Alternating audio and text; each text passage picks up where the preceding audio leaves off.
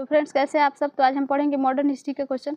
तो देखिएगा आज का पहला क्वेश्चन है हमारा, इनमें से 1945 से 46 में दिल्ली में हुए आईएनए के मुकदमों के पक्ष में पेश हुए वकील थे तो कौन से थे। इसका आंसर ऑप्शन बी हो जाएगा, भूला भाई देसाई थे, जो 1945 में लाल किले में आज़ाद हिंद फौज के जो सिपाही थे उनके मुकदमे की पैरवी कौन कौन वकील कर रहे थे। तो देखिएगा, कैलाश नाथ काटजू थे, सर तेज बहादुर सफरू थे, जवाहरलाल नेहरू थे, भूला भाई देसाई थे। तो वकीलों की इस समूह की अध्यक्षता किसने की थी, तो भूला भाई देसाई ने की थी। और दिल्ली का जो लाल किला में जो मुकदमा हुआ था कब हुआ था, तो 1945 ईस्वी में हुआ था आज़ाद हिंद फौज के सिपाहियों पर। अगला क्वेश्चन है कि आज़ाद हिंद सरकार के निर्माण की घोषणा कब की गई थी। तो आज़ाद हिंद सरकार के निर्माण की घोषणा कब की गई थी, 31 अक्टूबर 1943 ईस्वी को। इसका आंसर ऑप्शन सी हो जाएगा। इसका एक्सप्लेनेशन है कि 7 जुलाई 1943 को रास बिहारी बोस ने आज़ाद हिंद फौज की कमान सुभाष चंद्र बोस को सौंप दी और 21 अक्टूबर 1943 को सुभाष चंद्र बोस ने सिंगापुर में स्वतंत्र भारत की अस्थायी सरकार का गठन कर हिंद सरकार का निर्माण करने की घोषणा की। तो आज़ाद हिंद फौज की कमान कब सुभाष चंद्र बोस को मिली थी, तो 7 जुलाई 1943 को रास बिहारी बोस ने, और इसकी स्थापना रास बिहारी बोस ने किया था और इनको स्थानांतरित किया 7 जुलाई 1943 को सुभाष चंद्र बोस को। सुभाष चंद्र बोस ने 21 अक्टूबर 1943 को सिंगापुर में स्वतंत्र भारत के लिए एक अस्थायी सरकार का गठन किया जिसका नाम था आज़ाद हिंद सरकार। अलग क्वेश्चन है, इससे थोड़ा सा अलग है। देखिएगा कि 1943 में आज़ाद हिंद फौज आईएनए अस्तित्व में कब आई थी, तो सिंगापुर में। इसका आंसर ऑप्शन सी हो जाएगा।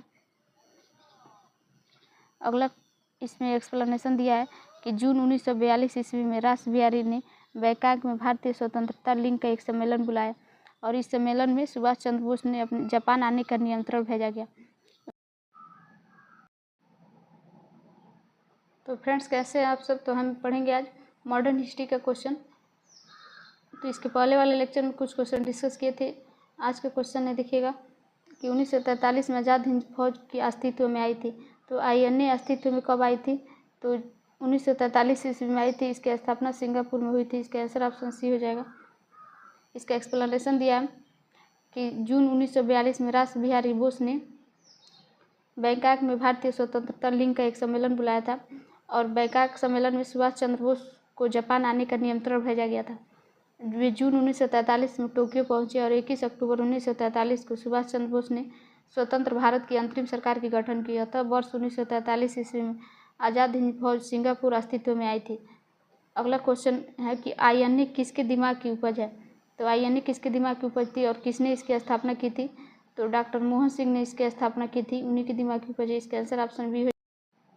इसका एक्सप्लेनेशन है कि आज़ाद हिंद फौज का ख्याल सबसे पहले किसके दिमाग में आया था, तो मोहन सिंह के दिमाग में आए थे। वे ब्रिटेन की जो भारतीय सेना थी उसमें अफसर थे और भारतीय जो थे उसमें ब्रिटिश सेना पीछे हट रही थी। तो जो मोहन सिंह थे वह जापानियों के साथ मिल गए और जापानियों ने जब भारतीय युद्ध बंदियों को कैद किया था वो मोहन सिंह को वापस कर दिया और वे उन लोगों को आज़ाद हिंद फौज में भर्ती करने लगे। अगला क्वेश्चन है कि फॉरवर्ड ब्लॉक की स्थापना किसने की थी, तो फॉरवर्ड ब्लॉक की स्थापना सुभाष चंद्र बोस ने की थी। इसका आंसर ऑप्शन ए हो जाएगा। कांग्रेस जो था उसको छोड़ने के लिए सुभाष चंद्र बोस ने मार्च 1939 में फॉरवर्ड ब्लॉक की स्थापना की। अगला क्वेश्चन है कि फॉरवर्ड ब्लॉक किसके द्वारा स्थापित किया गया था, तो सुभाष चंद्र बोस के द्वारा स्थापित किया गया था। सुभाष चंद्र बोस के नाम के पहले नेताजी जो सुभाष चंद्र बोस हैं उनको कौन कहता था, तो जर्मनी ने इनको कहा था कि नेताजी जैसा सम्मान सूचक शब्द दिया था या संबोधित किया था जर्मनी देश ने। इसका एक्सप्लेनेशन है कि सुभाष चंद्र बोस के नाम के पूर्व नेताजी शब्द जर्मन विदेश मंत्रालय द्वारा प्रदान किया गया था। इन्होंने वर्ष 1939 में फॉरवर्ड ब्लॉक की स्थापना की थी और फॉरवर्ड ब्लॉक से पहले सुभाष चंद्र बोस किसके अध्यक्ष थे, तो त्रिपुरी अधिवेशन में अध्यक्ष थे, हरिपुरा अधिवेशन में। तो हरिपुरा अधिवेशन कब हुआ था, 1938 ईस्वी में हुआ था। इसी के अध्यक्ष सुभाष चंद्र बोस थे जो हरिपुरा अधिवेशन था। और फिर 1939 में जो अधिवेशन हुआ उसमें भी ये सुभाष चंद्र बोस अध्यक्ष बने थे, लेकिन इन्होंने इस्तीफा दे दिया त्रिपुरी अधिवेशन से। और इसके बाद से इनकी इस्तीफा देने के बाद से उसमें क्या बोलते हैं डॉक्टर राजेंद्र प्रसाद अध्यक्ष बने थे इस अधिवेशन में। अगला क्वेश्चन है कि सच्चिदानंद सिन्हा किसके साथ जुड़े थे। सच्चिदानंद सिन्हा जो भारतीय संविधान था उसके अस्थायी अध्यक्ष बने थे। तो अस्थायी अध्यक्ष कौन बने थे, तो अस्थायी अध्यक्ष सच्चिदानंद सिन्हा बने थे 9 दिसंबर 1946 को। इसका आंसर ऑप्शन डी हो जाएगा, उपयुक्त में से कोई नहीं। देखिएगा कि जो संविधान सभा का प्रथम अधिवेशन हुआ था 9 दिसंबर 1946 को, सर्वसम्मति से अस्थायी चुने गए थे। अगला क्वेश्चन है कि अखिल भारतीय फॉरवर्ड ब्लॉक का स्थापना के लिए सुभाष चंद्र बोस कौन जुड़े थे और आईएनए के आंदोलन के साथ भी जुड़े रहे थे। तो फॉरवर्ड ब्लॉक की स्थापना के साथ इनके साथ कौन जुड़े थे, इसका आंसर होगा शिलभद्र याजी हो जाएंगे। ऑप्शन सी आंसर सही हो जाएगा। इसका एक्सप्लेनेशन में है कि शिलभद्र याजी जो थे बिहार के एक स्वतंत्र सेनानी थे जो महात्मा गांधी और सुभाष चंद्र बोस से जुड़े थे। यानी कि अखिल भारतीय फॉरवर्ड ब्लॉक की स्थापना के लिए सुभाष चंद्र बोस से जुड़े थे और आईएनए आंदोलन के साथ भी।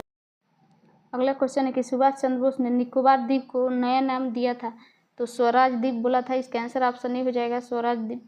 आज़ाद हिंद फौज के साथ जब अंडमान निकोबार द्वीप को अंग्रेजों से मुक्त कराने के बाद से जो सुभाष चंद्र बोस जी थे उन्होंने अपना वहाँ ध्वज फहराया और अंडमान द्वीप का नाम क्या रखा, शहीद रखा, और निकोबार द्वीप का नाम स्वराज रखा। तो इसको याद कर लीजिएगा कि अंडमान द्वीप का क्या नाम रखा, शहीद, और निकोबार का स्वराज रखा।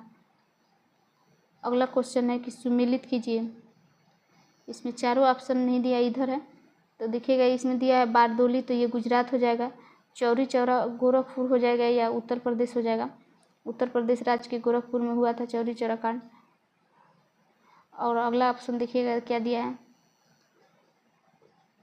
यरवदा जेल हो जाएगा। तो यरवदा कहाँ था, देखिएगा यरवदा महाराष्ट्र में हो जाएगा।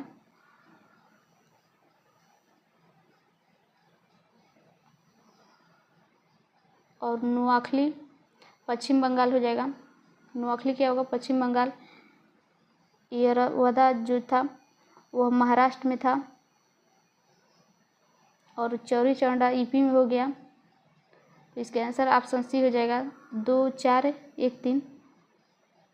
यहाँ इसके एक्सप्लेनेशन पूरा दिया है, देखिएगा कि जो बारदोली गुजरात राज्य में स्थित है और चौरी चौरा वर्तमान में यूपी में स्थित है। यहीं पर असहयोग आंदोलन के दौरान 4 फरवरी 1922 को हिंसक भीड़ ने एक थाना जला लिया, जिसमें कितने लोग मर गए थे, लगभग 22 से 23 पुलिसकर्मी मारे गए थे। इस घटना से दुखी होकर गांधी जी ने 12 फरवरी 1922 को असहयोग आंदोलन वापस कर दिया था। और असहयोग आंदोलन कब शुरू हुआ था, तो असहयोग आंदोलन 1 अगस्त 1920 ईस्वी को शुरू हुआ था। और वापस कब कर दिए थे, तो 12 फरवरी 1922 को असहयोग आंदोलन स्थगित कर दिए थे गांधी जी ने। चौरी चौरा कांड जो हो गया था हिंसक 4 फरवरी 1922 को। और यरवदा जेल कहाँ है, तो महाराष्ट्र में स्थित है। और नोआखली पश्चिम बंगाल में स्थित है और यरवदा जेल महाराष्ट्र में स्थित है, जहाँ स्वतंत्रता के समय भीषण दंगे हुए थे। अगला क्वेश्चन है कि मिशन कैबिनेट भारत कब आया था, तो 1946 ईस्वी में आया था। तो इसमें ऑप्शन में कोई नहीं दिया, इसलिए उपयुक्त में से कोई नहीं, ऑप्शन ई हो जाएगा। इसका एक्सप्लेनेशन दिया है कि कैबिनेट मार्च जो था 24 मार्च 1946 को दिल्ली भारत में आया था। इसके अध्यक्ष कौन थे, तो पैथिक लॉरेंस थे भारत के सचिव, और अन्य 2 सदस्य स्टेफन क्रिप्स अध्यक्ष थे बोर्ड ऑफ ट्रेड की, और एवी एलेक्जेंडर नौसेना मंत्री थे। अगला क्वेश्चन है कि कैबिनेट मिशन की अध्यक्षता किसके द्वारा की गई थी, तो कैबिनेट मिशन की अध्यक्षता सर पी लॉरेंस के द्वारा की गई थी। इसका आंसर ऑप्शन डी हो जाएगा। अगला क्वेश्चन है कि 1946 के कौन से भारत भेजे गए कैबिनेट मिशन के एक सदस्य नहीं थे, तो स्टेफन क्रिप्स थे, एलेक्जेंडर थे, पैथिक लॉरेंस थे, रैमजे मैकडोनाल्ड नहीं रहेंगे। इसका आंसर ऑप्शन बी हो जाएगा।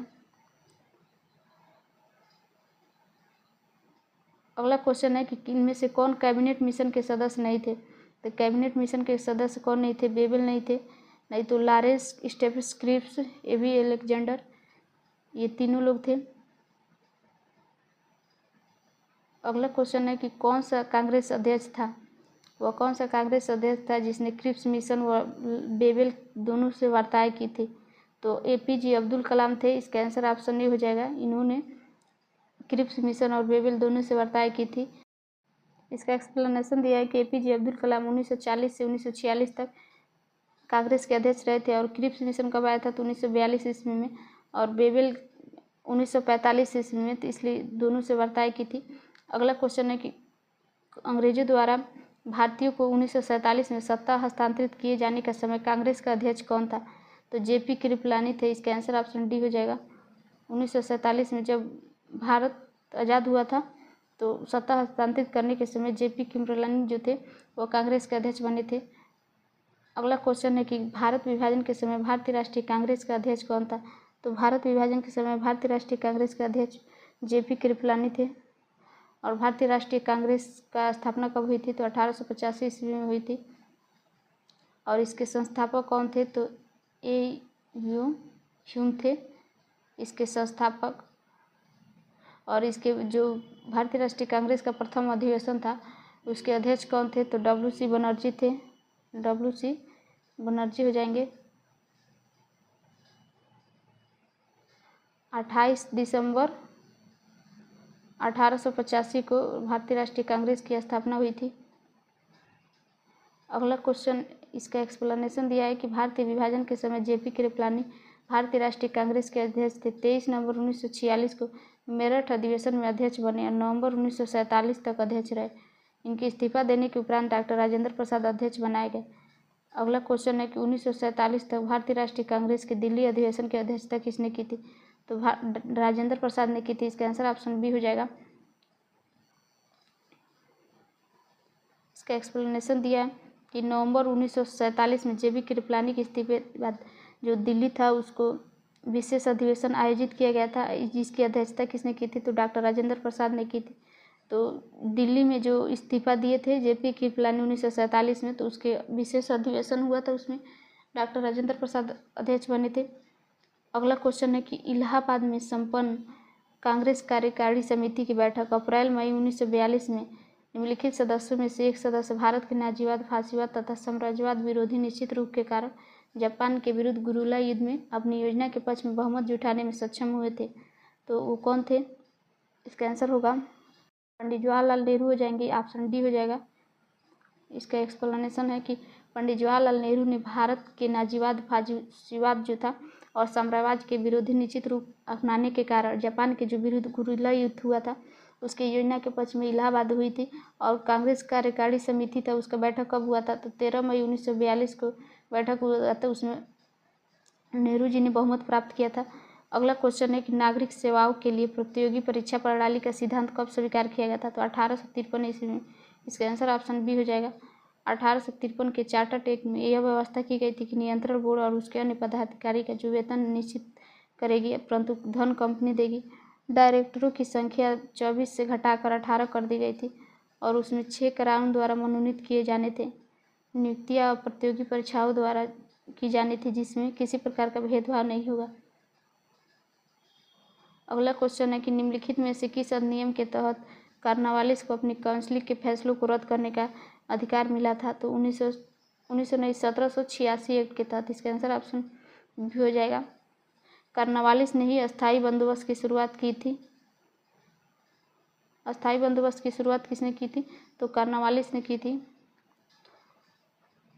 कार्नवालिस तो गवर्नर जनरल और मुख्य सेनापति दोनों की शक्तियां लेना चाहता था। 1786 के एक्ट के अनुसार इसने स्वीकार कर लिया गया कि विशेष अवस्था में अपनी परिषद के निर्णय को रद्द करने और अपने निर्णय परिषद के निर्णय को रद्द करने और लागू करने का भी अधिकार होगा। अगला क्वेश्चन है कि भारत सरकार अधिनियम 1935 की समाप्त की थी, तो क्या समाप्त किया था? प्रांतीय दैत्य शासन व्यवस्था। इसका आंसर ऑप्शन बी हो जाएगा। इसका एक्सप्लेनेशन दिया है कि भारत सरकार अधिनियम 1935 ने प्रांतीय दैत्य शासन व्यवस्था समाप्त करके प्रांतीय स्वायत्तता लागू की। फलतः आरक्षित और हस्तांतरित विषय में भेद समाप्त हो गया। कुछ आरक्षणों सहित प्रांतों में पूर्ण। अगला क्वेश्चन है कि स्तंभ 1 का अंकित नामों का स्तंभ 2 में नाम से सुमेल कीजिए। तो इधर पुस्तक का नाम दिया और ये लेखक का नाम दिया। तो ये बताना है कि किस पुस्तक को किस लेखक ने लिखा था। तो history of the freedom movement in India किसने लिखा था? तो ताराचंद ने लिखा था। इसका पहला का हो जाएगा, ये हो जाएगा। और history of the freedom movement इन बिहार किसने लिखा था? तो के दत्त ने लिखा था। तो पहला का ए हो जाएगा, दूसरा का ई हो जाएगा और सी का देखिएगा क्या होगा, आनंद मठ किसने लिखा था? तो बंकिम चंद्र चटर्जी हो जाएंगे। तो इसका एफ हो जाएगा, ये ई एफ हो जाएगा। उसके बाद से प्रीसेप ऑफ जीसस, ये किसने लिखा था? तो ये किसने लिखा था? तो देखिएगा प्रीसेप ऑफ जीसस ये किसने लिखा था? तो राजा राम मोहन राय ने लिखा था, सी हो जाएगा। और उसके बाद से आवर इंडियन मुसलमान, तो डब्ल्यू हंटर हो जाएंगे, इसका आंसर बी हो जाएगा। तो देखिए कौन से ऑप्शन में दिया है, A E F C B, option C दिया है, इसका आंसर ऑप्शन सी हो जाएगा। इसका एक्सप्लेनेशन है कि A history of the freedom movement in India किसने लिखा था? तो ताराचंद्र ने लिखा था। भारत का स्वतंत्रता संग्राम का इतिहास, आनंद मठ की रचना किसने की थी? तो बंकिम चंद्र चटर्जी ने की थी। इस कथा में सन्यासी विद्रोह का वर्णन किया गया है, जो कब हुआ था? 1763 से 1800 के बीच में हुआ था सन्यासी विद्रोह। प्रीसेप ऑफ जीसस किसने लिखा था? तो राजा राम मोहन राय ने लिखा था। और इंडियन मुसलमान जो था डब्ल्यू हंटर ने लिखा था। के दत्त ने क्या लिखा था? तो history of the freedom movement इन बिहार की रचना की थी। अगला क्वेश्चन है कि अमेरिका में फ्री हिंदुस्तान अखबार किसने शुरू किया था? तो तारकनाथ ने शुरू किया था, इसका आंसर ऑप्शन डी हो जाएगा। अमेरिका जो वैंकूवर है उसमें फ्री हिंदुस्तान अखबार तारक दास ने शुरू किया था। इसके माध्यम से सामाजिक सुधारों की आवाज़ उठाई और वर्ष 1910 में भारतीय सेना से अंग्रेजों के खिलाफ विद्रोह का आह्वान किया था। अगला क्वेश्चन है इंडियन अर्नेस्ट का लेखक कौन है? तो इंडियन अर्नेस्ट का लेखक वेलेंटाइन सिरोल है। कौन है? वेलेंटाइन सिरोल। तो ये भी ऑप्शन में नहीं दिया, आगे देखिएगा ऑप्शन डी में दिया है, तो इसका आंसर ऑप्शन डी हो जाएगा कि इंडियन अर्नेस्ट का लेखक कौन है? वेलेंटाइन सिरोल है। और इन्होंने ही बाल गंगाधर तिलक को भारत में अशांति का जन्मदाता कहा था। तिलक ने इस पर मानहानि का मुकदमा दायर किया था। अगला क्वेश्चन है कि उपन्यास दुर्गेश नंदिनी है, इसके लेखक कौन है? तो बंकिम चंद्र चटर्जी है, इसका आंसर ऑप्शन डी हो जाएगा। दुर्गेश नंदिनी के लेखक बंकिम चंद्र चटर्जी 1865 में लिखित यह पहला उपन्यास है। इसके अतिरिक्त उन्होंने आनंद मठ, राज सिंह विपरीच जैसे उपन्यास लिखकर बांग्ला साहित्य को नई दिशा दी थी।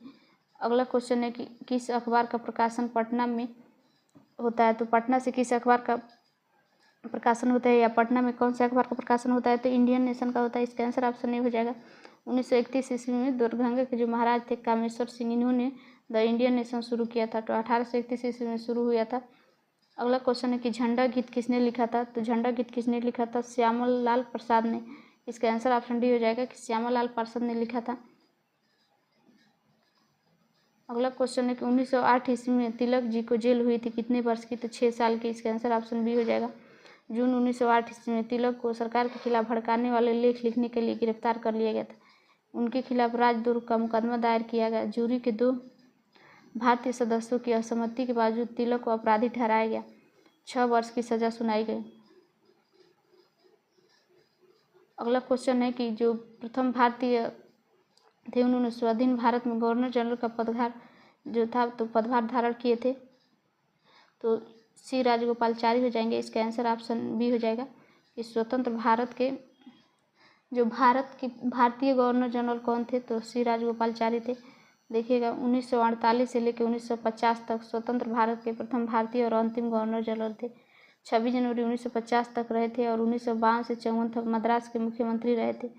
1959 में ये कांग्रेसी मतभेद के कारण उन्होंने कांग्रेस छोड़कर स्वतंत्र पार्टी का गठन किया था। अगला क्वेश्चन है कि कौन से प्रसिद्ध गुरुदेव के नाम से जाने जाते हैं? तो रविन्द्रनाथ टैगोर, इसका आंसर ऑप्शन नहीं हो जाएगा। रविन्द्रनाथ टैगोर का जन्म कलकत्ता के नगर 7 मई 1861 को हुआ था और 1901 में शांति निकेतन नामक एक विद्यालय प्रारंभ किया। 1918 में विश्व भारती नाम से विश्वविख्यात विश्वविद्यालय में परिवर्तित हो गया। 1913 में उनके गीतों की पुस्तिका गीतांजलि साहित्य नोबेल पुरस्कार से पुरस्कृत किया गया। वे गुरुदेव के नाम से जाने जाते हैं। अगला क्वेश्चन है कि जय जवान जय किसान का नारा किसने दिया था? तो जय जवान जय किसान का नारा किसने दिया था? लाल बहादुर शास्त्री ने, इसका आंसर ऑप्शन नहीं हो जाएगा। जय जवान जय किसान के प्रसिद्ध नारा के भूतपूर्व प्रधानमंत्री लाल बहादुर शास्त्री ने दिया था। अगला क्वेश्चन है कि किसके द्वारा मंदिरों में प्रवेश के अधिकार की मांग को प्रस्तुति के कारण 1899 ईस्वी में तिरुनेलवेली में भयंकर दंगे हुए थे? तो महार के कारण, इसका आंसर ऑप्शन सी हो जाएगा। जो महार लोग थे उनको मंदिरों में जाने पे रोक था, इसी के लिए विरोध हुआ था। तमिलनाडु में 6 जून 1899 को तिरुनेलवेली में तमिलनाडु में भयंकर दंगे हुए थे और नाडार समुदाय के लोग थे, उन्होंने मंदिर में पूजा के अधिकार की मांग कर रहे थे। मांग पूरी न होने के कारण नाडार और महार समुदाय के लोगों के मध्य भयंकर दंगा हुआ था। अगला क्वेश्चन है कि भारतीय राजनीति में 1947 के समय किस महिला ने सर्वाधिक योगदान दिया था? तो अरोड़ा आसफ अली ने दिया था। इसका आंसर ऑप्शन ए हो जाएगा। इसका एक्सप्लेनेशन दिया है, देखिएगा कि अरोड़ा आसफ अली एक राष्ट्रवादी और स्वतंत्र सेनानी थे। 1942 में भारत छोड़ो आंदोलन में स्वयं और सुचेता कृपलानी भूमिगत आंदोलन की 2 प्रमुख महिला संगठनकर्ता थी। अरोड़ा आसफ अली भारतीय राजनीति में 1947 के बाद और 1948 में सोशलिस्ट पार्टी से जुड़ गए। 1950 में कम्युनिस्ट पार्टी ऑफ इंडिया से जुड़ी, मास्को रूस की यात्रा की। 1954 में national federation of India women के गठन की सहयोगी रहे और जो 1958 में दिल्ली की मेयर भी बनी थी। फिर पेट्रियाट समाचार पत्र की स्थापना की। इस तरह उन्होंने 1947 के बाद भारतीय राजनीति में अधिक योगदान दी थी अरोड़ा आसफ अली। अगला क्वेश्चन है कि अंतिम सरकार में वित्त मंत्री कौन थे? तो लियाकत अली थे। इसका आंसर ऑप्शन ए हो जाएगा। इसका एक्सप्लेनेशन दिया है कि पुनर्गठित अंतरिम सरकार अक्टूबर 1946 में वित्त मंत्री का पद लियाकत अली के पास, गृह विभाग सरदार के पास और विदेशी मामले और राष्ट्रमंडल विभाग जो जवाहरलाल नेहरू थे उनके पास था। अगला क्वेश्चन है कि हम बहुत बड़ी भूल करेंगे यदि हम बिहार की जनता और उनके मंत्रिमंडल के लीग के नेताओं के हिंसक और असभ्य आक्रमणों के आगे आरक्षित छोड़ देंगे। तो 1946 में यह बात किसने कही थी? तो सरदार पटेल जी ने कही थी। इसका आंसर ऑप्शन डी हो जाएगा। अगला क्वेश्चन है कि 1946 में बनी अंतरिम सरकार में राजेंद्र प्रसाद के पास कौन सा विभाग था? तो खाद्य एवं कृषि विभाग था। इसका आंसर ऑप्शन डी हो जाएगा। 1946 में राजेंद्र प्रसाद के बाद खाद्य और कृषि विभाग था। बलदेव सिंह के पास रक्षा मंत्री था, मतलब रक्षा विभाग थे, और वल्लभ भाई पटेल के पास गृह विभाग। तो फ्रेंड्स, हम लोग आगे क्वेश्चन कल के लेक्चर में डिस्कस